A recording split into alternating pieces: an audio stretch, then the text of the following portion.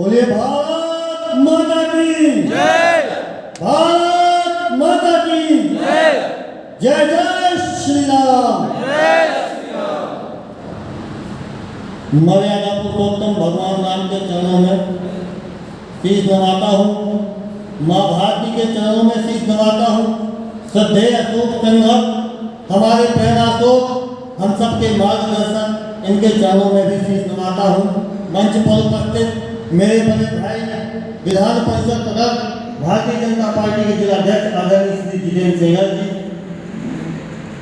मंच पर विराजमान अपने विद्या मंदिर के प्रधानाचार्य विश्व हिंदू परिषद के जिला उपाध्यक्ष जी, विद्या मंदिर के पूर्व प्रधानाचार्य महोदय, पूर्व नगर पालिका अध्यक्ष श्री अरविंद चौहान जी, विश्व हिंदू परिषद के जिले के सहमंत्री धीरेन्द्र जी, अपने नगर पालिका अध्यक्ष श्री मूलचंद्र जी, श्री सतीश जी और वर्तमान में जो शिशु मंदिर के प्रधानाचार्य हैं, आप सभी लोगों को हार्दिक अभिनंदन करता हूँ।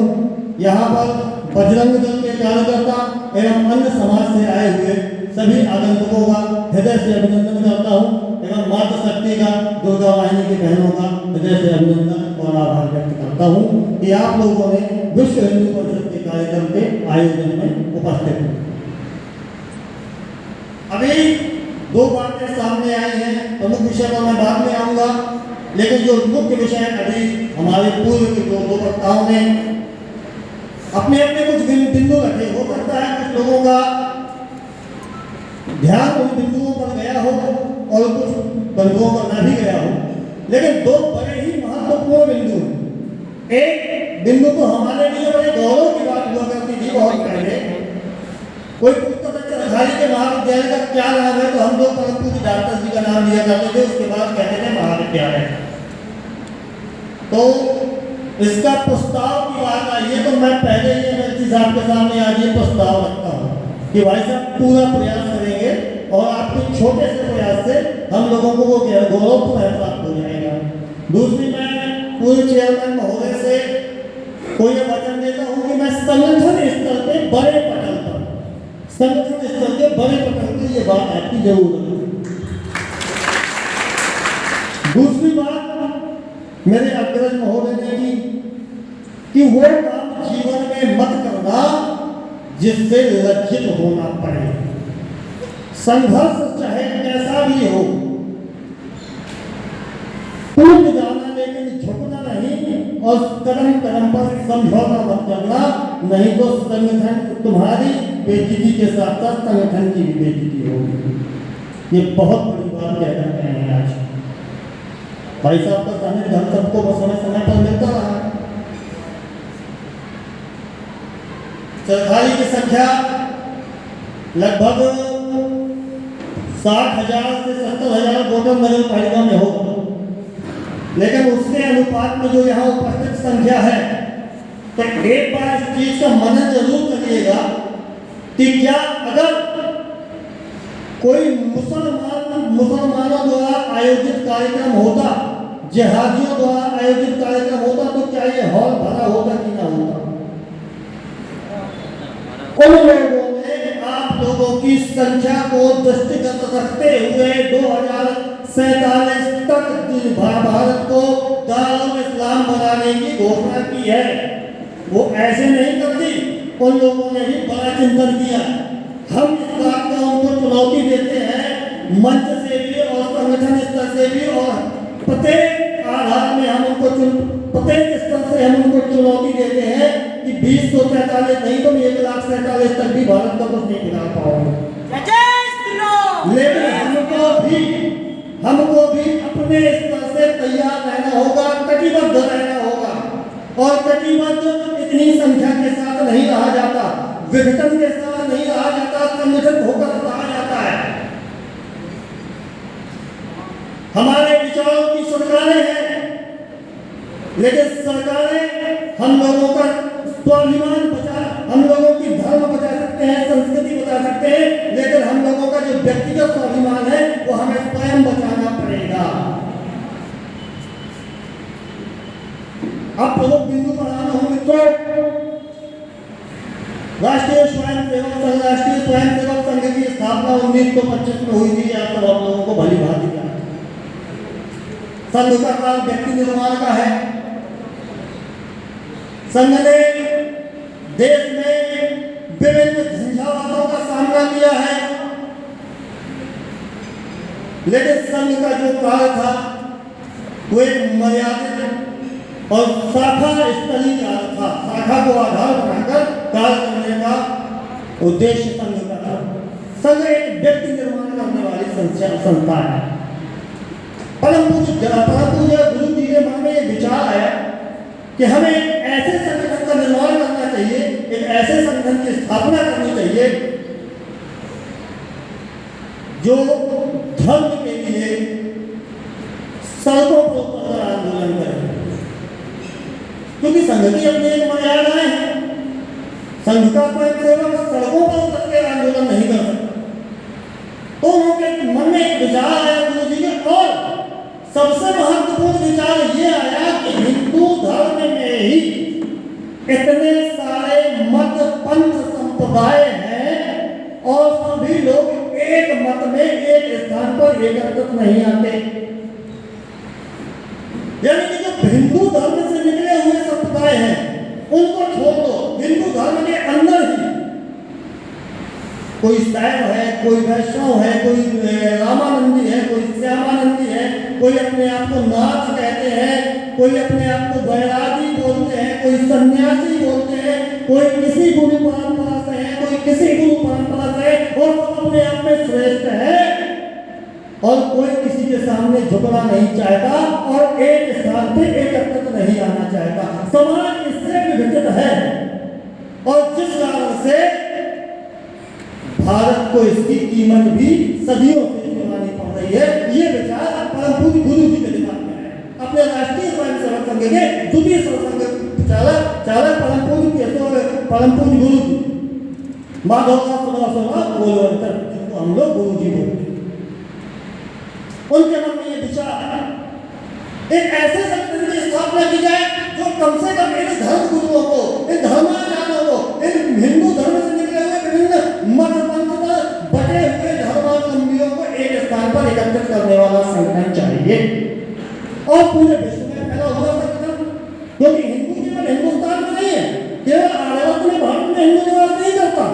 हिंदू निवास करता है अमेरिका से लेकर, मतलब पूरे पश्चिम क्या बोलते हैं विश्व के प्रत्येक देश में, पश्चिम से लेकर पूर्व तक, उत्तर से लेकर दक्षिण तक, प्रत्येक देश में, प्रत्येक राष्ट्र में हिंदू निवास करते हैं। तो राष्ट्रीय स्वयंसेवक संघ तो अपने ही देश में काम करता है और राष्ट्रीय स्वयंसेवक संघ के काम करने की पद्धति अलग है। राष्ट्रीय स्वयंसेवक संघ मर्यादित संगठन है, सड़कों पर आकर आंदोलन करने वाला संगठन नहीं है। एक योजना बनाई गुरु जी, तत्कालीन धर्माचार्यों के बीच में एक संवाद स्थापित किया। फलस्वरूप 1964 जन्माष्टमी के दिन, उस दिन तारीख थी 29 अगस्त, जन्माष्टमी के दिन 1964 में एक संगठन का निर्माण हुआ, एक संगठन की स्थापना हुई जिसको हम लोग कहते हैं विश्व हिंदू परिषद। विश्व हिंदू परिषद का उद्देश्य, विश्व हिंदू परिषद का उद्देश्य क्या है? तो विश्व हिंदू परिषद का उद्देश्य एक उद्देश्य नहीं, विश्व हिंदू परिषद का उद्देश्य धर्म, संस्कृति, परंपरा, हिंदू मान बिंदुओं पर कुठाराघात करने वालों पर के विरोध में बोलना, विरोध में आंदोलन करना और आवश्यकता पड़ने पर जिहादियों का सीना चीर के जीप लगा के लाठी लगा देने वाला संगठन, इसको कहते हैं विश्व हिंदू परिषद। मुझे कोई संकोच नहीं है ये बात बोलने में। और आज विश्व हिंदू परिषद पूरे विश्व में, विश्व हिंदू परिषद का कार्य केवल हिंदुस्तान में नहीं है, केवल भारतवर्ष में नहीं है, अभी तो पूरे विश्व में विश्व हिंदू परिषद अपना कार्य कर रहा है। संख्या जहां जिस अनुपात में हिंदुओं की संख्या है वहां पर अपना वैसा काम है। सेवा के क्षेत्र में भी विश्व हिंदू परिषद है और संघर्ष विश्व हिंदू परिषद है। विश्व हिंदू परिषद की ही युवा शाखा बजरंग दल है। विश्व हिंदू परिषद के सामने कितने संघर्ष है। यहाँ पर हमसे जो उम्र में बड़े हैं उन्होंने वो संघर्ष देखे हैं। आप लोगों में से जो हमसे उम्र में छोटे होंगे उनका आने वाला जीवन संघर्ष में होने वाला है, क्योंकि आप विश्व हिंदू परिषद बजरंग दल के कार्यकर्ता है। आप लोगों ने कसम खाई है और केवल कार्यकर्ता विश्व हिंदू परिषद का नहीं है, प्रत्येक हिंदू जनमानस जिसने हिंदू धर्म में जन्म लिया है वह विश्व हिंदू परिषद का कार्यकर्ता है, ऐसा संगठन का मानना। इसके लिए कहीं रसीद कटाने की आवश्यकता नहीं है। इसके लिए आपके पास एक लाइसेंस होना चाहिए कि आपका नाम, आपका धर्म हिंदू हो, आपका नाम हिंदू हो। इसके अलावा अपने यहाँ पर कोई अहलता, कोई योग्यता, कोई एलिजिबिलिटी नहीं रहती। सबसे पहले तो इस बात को आप लोग अपने मन में होगा। विश्व हिंदू परिषद में कितने नहीं हम आते हैं। राम जन्मभूमि आंदोलन, राम सेवा यात्रा, राम ज्योति यात्रा, प्रत्येक कदम कदम पर संघर्ष हुआ। नेतृत्व तो विश्व हिंदू परिषद ने किया। भले हिंदू जनमानस साथ में रहा, लेकिन नेतृत्व तो विश्व हिंदू परिषद। एक योजना विश्व हिंदू परिषद ने बनाई जो कि सफल योजना हुई। उसके बाद में अभी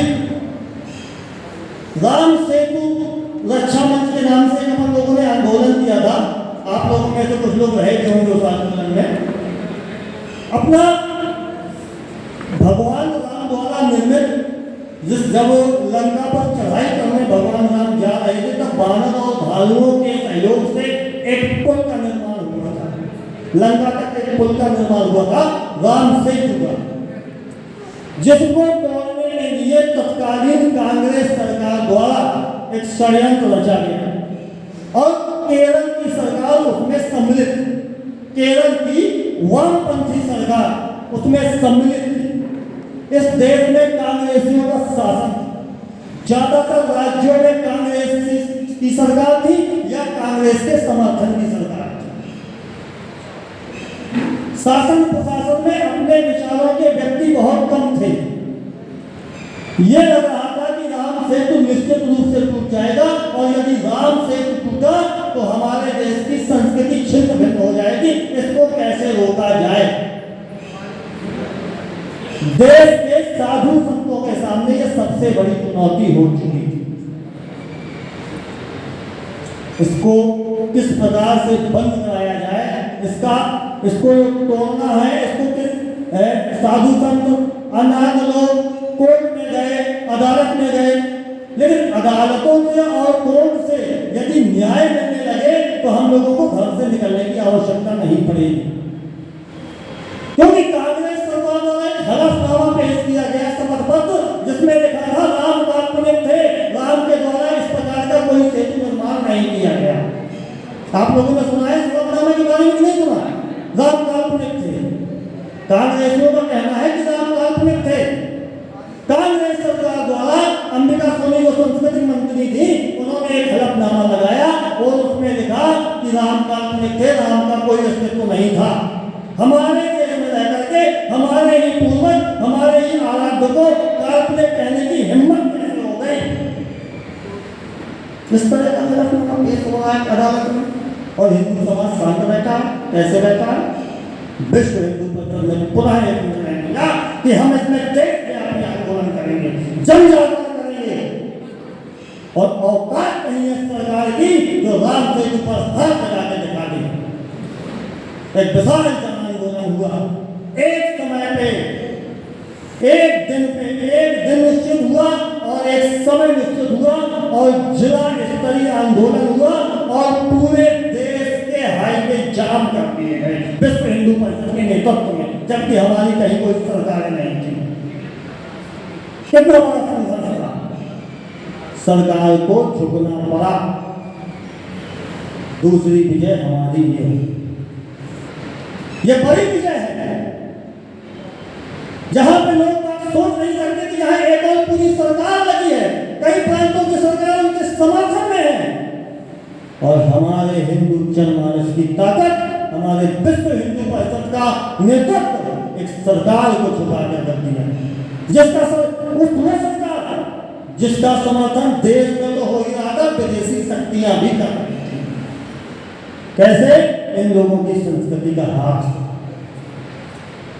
फिर बड़े आंदोलन में तीसरा आंदोलन हम लोगों ने किया, अमरनाथ यात्रा जो श्राइन बोर्ड है उस पर वहां की सरकार द्वारा, जो कांग्रेस के समर्थित सरकार थी और फिर केंद्र में कांग्रेस की सरकार थी, तो अमरनाथ श्राइन बोर्ड को, संभवतः भाई साहब उस समय पे सर्विस में भी रहे होंगे, अमरनाथ श्राइन बोर्ड को टैक्स लगा दिया बहुत बड़ा। यहां से जो यात्री जाता था उसे टैक्स देना पड़ेगा। इस बात का हमें अपने ही देश में अपने ही प्रभु भगवान शंकर के शिवलिंग का जो बर्फ निर्मित शिवलिंग होता है उसके दर्शन के लिए हमको टैक्स देना पड़े, ये कितनी बड़ी लज्जा की बात है। तो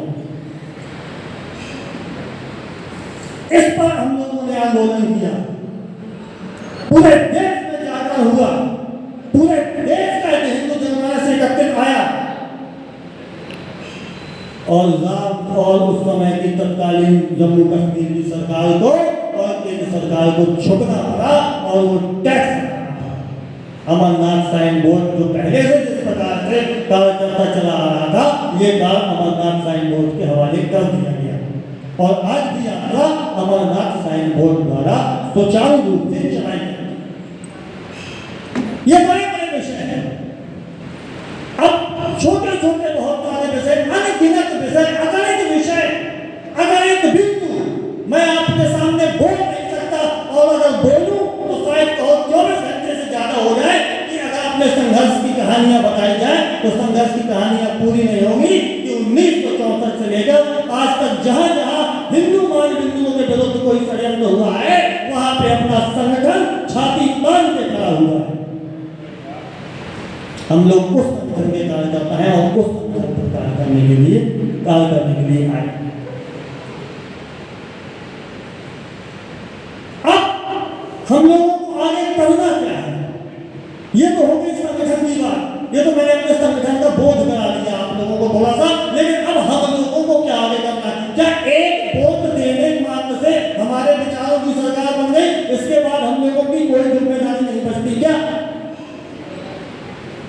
इसके बाद भी हम लोगों को अपना कर्तव्य निर्वहन करना है। समाज में व्याप्त सबसे पहले जातिवाद नामक कुरीति को मिटाना होगा। उन लोगों की दृष्टि में आप लोग केवल काफिर हो। बार-बार सभी मंचों से और सभी वक्तव्यों में ये बोलता हूँ कि मुसलमानों की दृष्टि में आप लोग केवल काफिर हो। अपनी दृष्टि में यादव बने रहना, कुशवाहा बने रहना, ठाकुर बने रहना, ब्राह्मण बने रहना, वैश्य बने रहना, शूद्र बने रहना, लेकिन उनकी दृष्टि में केवल एक काफिर। अब हिंदू भी नहीं हो, काफिर हो। और काफिरों को केवल क्या है? उनकी कुरान में लिखा है कि काफिरों को केवल जहां देखो वहां काट दो, काफिरों को जहां देखो वहां काट दो। तो क्या कटने के लिए पैदा हुए हो क्या? उद्देश्य बनाकर हिंदू जनमानस को अपमानित करना उनका लक्ष्य बन चुका है। छोटी सी बात थी नूपुर शर्मा की, बहुत बड़ा विषय था क्या? एक डिबेट चल रही थी, हो सकता है उस डिबेट में कोई भी बैठ जाए, हम लोग आपस में चर्चा करते हैं। एक टीवी में डिबेट चल रही थी, एक मौलाना जो बैठा था उस मौलाना ने हमारे शिवलिंग को फुब्बारा बता दिया और हमारे देवी देवताओं को अपमानित करने वाले वक्तव्य दे रहा था। उस पर प्रवक्ता जो नूपुर शर्मा थी, उन्होंने कह दिया कि मैं आपके विषय में बताऊं क्या? इतना ही तो कहा था, आप सब लोगों ने सुना होगा, इतना ही तो कहा था कि मैं आपके विषय में बताऊंगा कि आपकी कुरान में लिखा है उड़ने वाले घोड़े वो तमाम जो भी है, इतने में और एक बाप ने बाप पूरे देश में हलचल मच गई। वास्तव में वो गुस्सा नूपुर शर्मा के विरोध में नहीं था, वो अपनी शक्ति प्रदर्शन कर रहे थे आप लोगों को दबाने के लिए। एक जिसके फलस्वरूप हत्याकांड भी हुआ। राजस्थान में कन्हैया लाल नाम का एक टेलर मार दिया जाता है। एक टेलर नहीं मारा गया, उसकी गर्दन से खून नहीं निकल रहा था। आप लोगों की गर्दन में कटार न चल जाए ये बताने के लिए एक मर्डर हुआ। ये केवल उनका प्रतीकात्मक उनके द्वारा कार्य किया गया। ये मत भूल, ये सोचना भूल जाओ कि हमारे ऊपर जब अभी हमारे ऊपर थोड़ा भी बात आई है तो कन्हैया लाल मारा गया है। कन्हैया लाल ने भी यही सोचा होगा, कन्हैया लाल ने भी यही सोचा होगा। कोई भी ऐसा ग्राम बकाया नहीं है जो कि उन दुष्टों के दृष्टि में ना, मुसलमानों की दृष्टि में भारत का कोई गांव नहीं है। आप लोग शहर में रहते हो, तहसील स्तर में रहते हो, उनकी दृष्टि में कोई गांव बकाया नहीं है जिस गांव में वो लोग जाकर अपना उद्देश्य पूर्ण करने के लिए कार्य कर रहे हैं। नई नई मस्जिदों का निर्माण करना, मजारों का निर्माण करना और उन गांव में रह रहे मुसलमानों को जाकर के बरगलाना।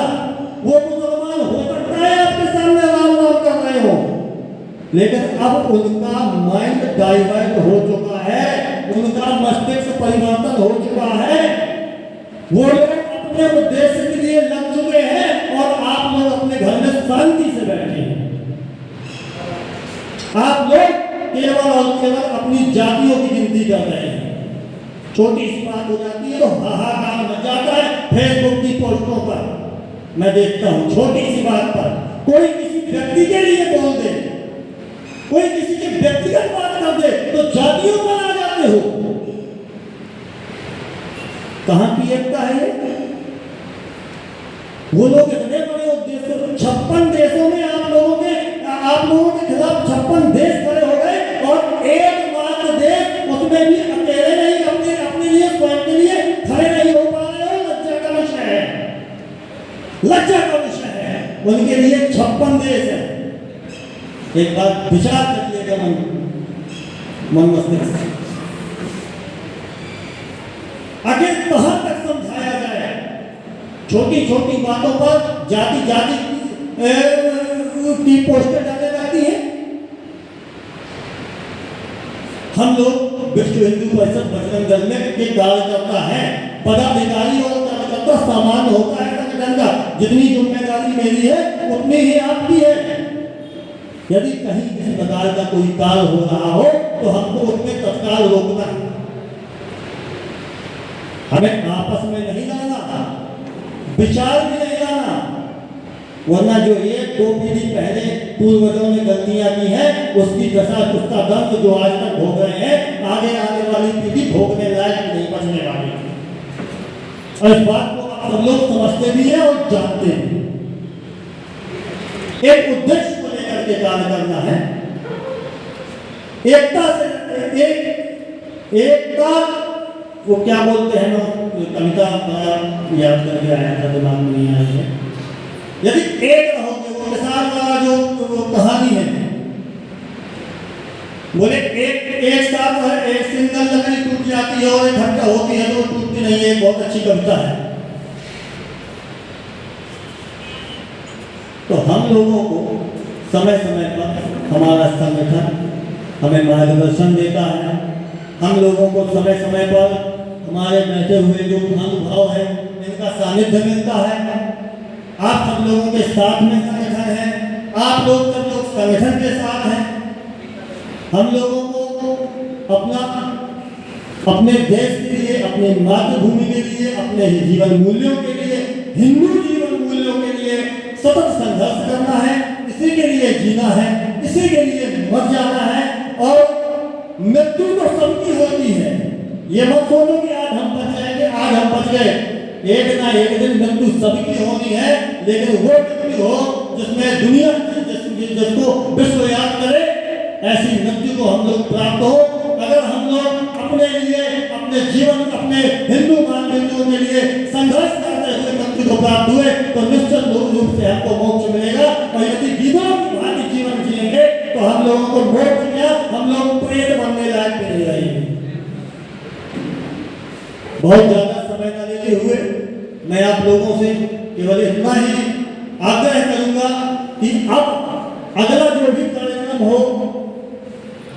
वो विश्व हिंदू परिषद का कार्यक्रम जो सरकारी में हो, तो कम से कम ये कुर्सियां पूरी भरी मिले।